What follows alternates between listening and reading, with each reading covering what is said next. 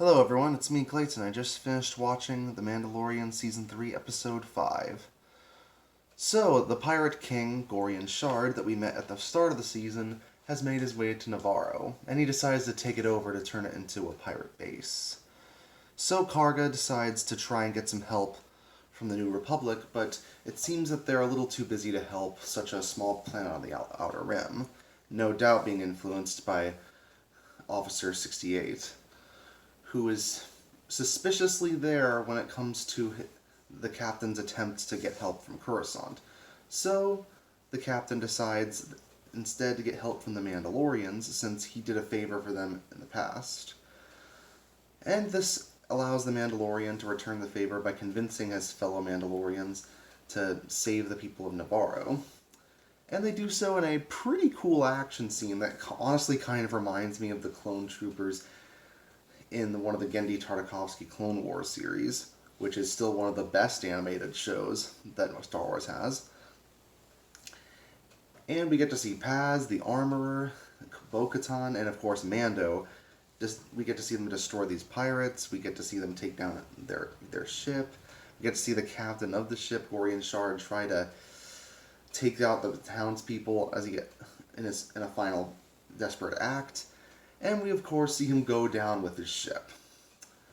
And now it seems that Bo-Katan is going to do her best to find the exiled Mandalorians so they can retake their home planet again. And heck, she's even allowed to take off her helmet. Which I do question, considering remember at the start of the season when the Mandalorian had to find the living waters in order to redeem himself in the eyes of the Mandalorians? And Bo-Katan not removing her helmet was part of the reason they allowed her in after all this time too.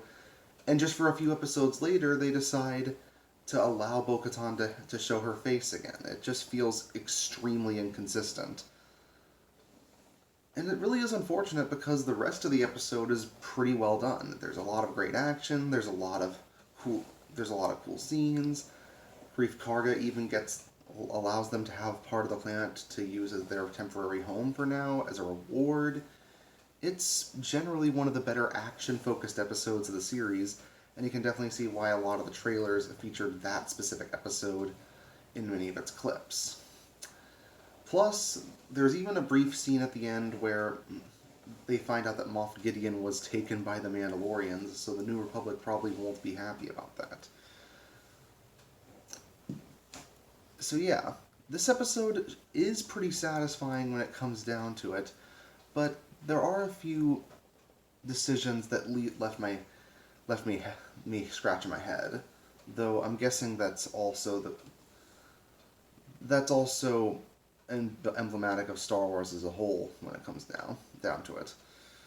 There have been quite a few series that have felt a little inconsistent in the past. It just feels like it shouldn't be the case for The Mandalorian, since it's one of the flagship shows that Disney has left.